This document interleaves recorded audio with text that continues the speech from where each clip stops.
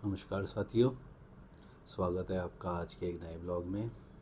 तो आज मैं अपने स्टाफ को डिटेल में एक्सप्लेन करने वाला हूँ income tax notice on usage of credit card के बारे में। इसके अंदर मैं इसको सारे पॉइंट बताने वाला हूँ कि क्रेडिट कार्ड का क्या ऑप्टिमम यूसेज होता है, क्रेडिट कार्ड के अगर हम क्रेडिट कार्ड को यूज़ कर रहे हैं तो क्या उसका ट्रू एंड फेयर यूज़ है, अगर मुझे इससे रिलेटेड कोई नोटिस आता है तो नोटिस मुझे किस पॉइंट पे आ रहा है। ठीक है, और इसके डिस्कस करने के लिए मैं एक प्रैक्टिकल केस के ऊपर इससे डिस्कस करता हूँ। तो स्टार्ट करते हैं इस वीडियो को एक प्रैक्टिकल केस के साथ। खोल लो भाई अपना कॉपी पेन। अब हमारे पास एक क्लाइंट है, नाम डिस्क्लोज नहीं करते वीडियो में। लेट अस से अज्यूम कर लेते हैं मिस्टर एक्स है। उन्होंने अपनी लास्ट ईयर की रिटर्न फाइल कराई कहीं और से, हमारे पास वो नए क्लाइंट बने हैं। उनकी रिटर्न के अंदर इश्यूज़ क्या आए, वो सैलरी पे हैं, वो किसी एमएनसी में करते हैं जॉब। वो एमएनसी में जॉब करते हैं, उनका सैलरी का पैकेज है मोटा मोटी 1.5 लाख रुपये, इन हैंड उनको 15 लाख रुपये साल के आते हैं। सोशल सर्कल बहुत बड़ा है, स्पेंडिंग्स उस हिसाब से होती हैं। तो हुआ क्या, उन्होंने क्रेडिट कार्ड के जो खर्चे करे साल में वो कर दिए उन्होंने 21 लाख रुपये के। इसका रिप्लाई बनाना है अभी तुम्हें, ठीक है ना। अब इनकम टैक्स से उन्हें नोटिस आता है। पहली बात तो जो इनकम टैक्स के अंदर AIS TIS का डाटा आता है, उसके अंदर जो इनकम अपनी क्रेडिट कार्ड की इन्होंने पेमेंट्स करी हैं वहाँ से इन्होंने प्लॉट कर लिया कि भाई आपने क्या खर्चा करा। अब नोटिस के अंदर इनकम टैक्स वाले इनसे क्या पूछते हैं, पहला सवाल डिपार्टमेंट वाले ये पूछते हैं कि भाई 15 लाख रुपए तुम्हारी सैलरी, तो तुमने 21 लाख रुपए कैसे खर्च कर दिए। तो जो भी लोग इस वीडियो को देख रहे हैं, तो यार मैं पहले आपको ये एक्सप्लेन करना चाहता हूँ कि जो भी आप जितना भी क्रेडिट कार्ड यूज़ करें, आप पहले ये चेक करें कि अगर आपकी सैलरी है या कोई बिज़नेस इनकम है, जितनी आप अपनी ITR दिखा रहे हैं, लेटर से आप एक बिजनेसमैन हैं या आप एक सैलरी होल्डर हैं, आप अपनी जो GTI है रिटर्न के अंदर, इस केस में जैसे 15 लाख रुपए थी, उस बंदे ने खर्चे कर दिए 21 लाख रुपए। क्यों कर दिए वो उस पॉइंट पे मैं अब नेक्स्ट आता हूँ। किस परसेप्शन में करें कि भैया, पहला पॉइंट, ऑफिस में 10 एम्प्लॉयज़ हैं, बॉस है, स्टाफ हैं, सीनियर हैं, जूनियर हैं, ठीक है, क्रेडिट कार्ड यूज़ करवा दिया उनको कि चलो कोई बात नहीं। आजकल सबसे ज़्यादा हॉट टॉपिक ट्रेंडिंग में क्या है कि मेरे क्रेडिट कार्ड पे कैशबैक आ रहा है, इस बैंक पे कैशबैक आ रहा है, इस बैंक पे कैशबैक आ रहा है, इस बैंक पे कैशबैक आ रहा है। तो उसने क्रेडिट कार्ड यूज़ करा दिया, चलो जी यूज़ भी करा दिया। अब यहाँ पे हम दो एंगल के ऊपर बात करेंगे। पहला एंगल, जब उसने क्रेडिट कार्ड यूज़ करा, पहली बात तो जो ये स्पेंडिंग हुई ये उसकी स्पेंडिंग नहीं थी। अगर ये उसकी स्पेंडिंग नहीं थी तो आप इसको जस्टिफाई कर नहीं सकते इनकम टैक्स को कि ये मैंने उसके बिहाफ पे करा था। अगर आपको उसके बिहाफ पे करना है तो आपको उससे एक्सप्लेनेशन चाहिए। और जितने टाइम बाद आपको नोटिस आएगा ना, आपको भी नहीं पता होगा कि आप उस कंपनी में काम कर रहे हो या नहीं कर रहे। अब गलती उस एम्प्लॉय की भी है, उसने किस चक्कर में कर दिया कि चल कोई बात नहीं यार, कई बार लोग क्या करते हैं, मेरा क्रेडिट कार्ड का बिल जनरेट हुआ है, तू स्पेंड कर ले, तू मुझे पेमेंट कर दियो, पेमेंट करने के बाद में मैं क्रेडिट कार्ड की पेमेंट कर दूंगा। इसी तरीके से जिसको बोलते हैं रोटेशन घुमाना, कई बार ऐसे लोग कर लेते हैं जब कैश ट्रांसफर चल रही होते हैं, कुछ भी चीज़ें होती हैं। अब इसका भी ड्यूअल इफेक्ट आता है। ड्यूअल इफेक्ट कैसे, इफेक्ट नंबर 1, पहली चीज़, आपने किसी के बिहाफ पे पेमेंट करी, लेटस से आपने 1 लाख रुपए का आईफोन ले लिया किसी के लिए, ठीक है, और ऐसा साल में आपने 3 बार कर दिया, आपका तो 3 लाख रुपए खर्च हो गया। एक्चुअल में लेजिटिमेट एक्सपेंस आपका नहीं है, बट जिसके लिए आपने ये एक्सपेंस करा वो बंदा आपको पैसे कैसे देगा। पॉइंट 1 वो देगा बैंक में, के थ्रू पॉइंट 2 वो कैश देगा आपको कैश के में। थ्रू दोनों ही केस में वो आपकी इनकम है। इनकम क्यों, अगर आप बैंक में ले रहे हो पैसे, आप सैलरी होल्डर हो, जैसा हमारे केस में हुआ कि क्लाइंट के पास 3 लाख रुपए उस बंदे से आए जिसने एक्चुअल में उसके कार्ड से परचेजिंग करी थी। तो वो 3 लाख रुपए असेसिंग ऑफिसर्स अनएक्सप्लेन्ड इनकम को अंदर ऐड कर देगा। अब तुम क्या करोगे, तुम तो कहोगे यार मेरी तो ये है ही नहीं, और वो बंदा आपको रिटर्न में देगा नहीं। कहीं ऐसा ना हो आपके इनकम टैक्स के मैटर के चक्कर में उसका मैटर अलग खुल जाए। अगर उसने दे दिया कैश, फिर आप इसको कैश डिपॉजिट करोगे। पहला तो आप उलझे हुए हो क्रेडिट कार्ड के बिल से, दूसरा आप उलझ जाओगे अगर आपने 10 लाख से ऊपर सेविंग में डिपॉजिट कर दिए, भैया मैंने कैश डिपॉजिट कर दिया, ठीक है। तो इस दो एंगल से आप अपना क्रेडिट कार्ड अगर किसी को यूज़ कराते हो तो आप फंस जाओगे। अब इसके अंदर एक नया एंगल आता है। नया एंगल क्या आता है कि भाई मैं क्रेडिट कार्ड यूज़ क्यों करवा देता हूँ कि चल कोई बात नहीं यार, मुझे रिवार्ड पॉइंट मिल जाएंगे, मेरे को ये बेनिफिट हो जाएगा, ये बेनिफिट हो जाएगा, इतने पॉइंट हो जाएंगे, मूवी टिकट हो जाएगी, ट्रैवल में बेनिफिट हो जाएगा। बट अल्टीमेटली जिसका क्रेडिट कार्ड यूज़ हो रहा है नुकसान उसी का हो रहा है। अब एक एसएससी भाई ने किसी को क्रेडिट कार्ड यूज़ करा दिया। अब उसने बोला कि भाई इसमें ना ईएमआई पे डिस्काउंट आ रहा है, तो चल भाई मैं 6 ईएमआई बनवा देता हूँ। 6 ईएमआई अगले ने बनवा दी। अब जब उसने 6 ईएमआई बनवाई, एसएससी को तो पेमेंट करनी है।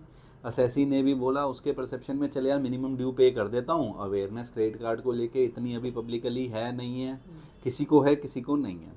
वो मिनिमम ड्यू पे करता चला गया। 6 महीने बाद पता लगता है जी उसका सिविल स्कोर जो है, अच्छा खासा सिविल स्कोर 780 से फॉल होके आ चुका है 710 720 पे, बिकॉज क्रेडिट कार्ड के ओवर ड्यूज थे। हर 15 दिन 20 दिन में अपडेट होते होते वो ऐसे अमाउंट पे आ गए कि उसका लाख रुपए ओवर ड्यू चला गया। उसके ऊपर इंटरेस्ट पे कर रहा है वो, बस क्या नहीं पे कर रहा है वो, लेट फीस नहीं पे कर रहा। क्लाइंट का परसेप्शन क्या था एसएससी का कि लेट फीस मेरी लग नहीं रही तो मेरे को ये चीज़ों से हैम्पर नहीं हो रहा, बट वो हैम्पर हो रहा है। सबसे ज़्यादा ये चीज़ कहाँ आ रही है? ये चीज़ आ रही है इलेक्ट्रॉनिक्स बाज़ार के अंदर। टीवी, एसी, एलईडी, मोबाइल्स, इतने डिस्काउंट है। जितने बड़े बड़े रिटेल स्टोर्स हैं, जितने ऑनलाइन ऐप्स हैं, सब किसी ना किसी डिस्काउंट पे ऐप पे कार्डों पे डिस्काउट ऑफर कर रहे हैं। अब हर किसी के पास, जिसके पास जो क्रेडिट नहीं है, वो आपस में एक दूसरे में अपने सर्कल में क्रेडिट कार्ड घुमाते रहते हैं। और at the end of the day होता क्या है कि आमदनी अठन्नी खर्चा रुपया के चक्कर में पहले तो अनएक्सप्लेन्ड इनकम उनकी इनकम में ऐड हो जाती है, दूसरा अनअकाउंटेड कैश डिपॉजिट्स हो जाते हैं, तीसरा उसके ऊपर इनकम टैक्स के पास पावर है 100 to 300% पेनल्टी लगाने की। इंटरेस्ट तो वो लगाएगा ही लगाएगा। अगर आप सोचोगे भाई मैं तो नोटिस का रिप्लाई ही नहीं करूँगा, तो उसमें कोई समझदारी नहीं है। द पेनल्टी में गोस अप टू 300%। अगर आप प्रेजेंट करते हो अपने केस को अपने प्रोफेशनल से, तो हो सकता है टैक्स प्लस इंटरेस्ट के अंदर वो आपको छोड़ दे। अगर आप नहीं चाहते तो आपको भैया उसने पूरा पैसे लेने हैं आपसे। अब इसके अंदर एक हर्डल क्या भी आता है, सबसे बड़ा इसके अंदर हर्डल आता है जो ये ईएमआई वाला मैंने कॉन्सेप्ट बताया ना। एक तो उससे आपका सिविल स्कोर ख़राब हो जाएगा, दूसरा आपकी इनकम में ऐड बैक हो जाएगा, ठीक है। तीसरा इसके अंदर हर्डल आता है कि जो ये मोबाइल वाला कॉन्सेप्ट, इलेक्ट्रॉनिक्स वाला कॉन्सेप्ट मैं बता रहा हूँ ना, इसके अंदर यूसेज इतनी ज़्यादा बढ़ चुकी है ना लोगों की, कि मतलब लोग सोचते ही नहीं कि भैया मैंने 5 एसी लेने हैं, चलो भाई किसी का कार्ड ले लिया, 5 लाख रुपए के 5 एसी आ गए। अब एक चीज़ हो रहा जो कॉर्पोरेट के अंदर बड़ा अच्छा कल्चर चलता है कि भैया 20 लोग पार्टी पे गए हैं, at the end of the day table book कर दी, बिल आ गया लाख रुपए, चलो भाई मेरे क्रेडिट कार्ड से स्वैप कर दो। तो क्या जिन लोगों के ऊपर आप अपने क्रेडिट कार्ड से स्पेंडिंग कर रहे हैं, वो लोग आपको आपके नोटिस के टाइम पे क्या ये एक्सप्लेनेशन रिटर्न में देंगे कि ये मेरे खर्चा है? देगा कोई? नहीं देगा। कोई लेमैन देगा? और शायद आपको नोटिस 1 साल में ना आए, केस आपका 147 में खुले, नोटिस ही आपको 4 साल बाद है। फिर आप क्या करोगे? कहाँ से एक्सप्लेन करोगे? क्या आपको ये चीज़ें याद होंगी? क्या एक सैलरीड पर्सन और एक बिजनेसमैन अपनी क्रेडिट कार्ड की स्टेटमेंट की ट्रैकिंग रखता है एक एक चीज़ की कि ये खर्चा मैंने किसके बिहाफ पे करा? नहीं करता। कहना बहुत आसान होता है, प्रैक्टिकली ये चीज़ें इम्पॉसिबल होती हैं। क्योंकि जिस दिन नोटिस आएगा ना, पहले तो एसएससी के हाथ पैर फूल जाते हैं कि यार मैंने कराई क्या है, मेरे को तो इन्होंने डिमांड नोट बना के भेज दिया, कितने रुपए का, मेरी तो 15 लाख रुपए साल की सैलरी है, इन्होंने मुझे 10 लाख रुपए का सारा इंटरेस्ट पेनल्टी के साथ टैक्स बना के भेज दिया। बिकॉज जब उसने आपके कंसीलमेंट के ऊपर टैक्स लगाना है तो उसने सेक्शन 270 वाली सीरीज़ के हिसाब से लगाना है, उसमें आपकी बेसिक सैलरी के हिसाब से तो उसने टैक्स लगाना नहीं है कि आपको स्लैब के बेनिफिट मिल रहे हैं, कुछ मिल रहे हैं, वो तो सीधा लगना ही लगना है 30% टैक्स आपका।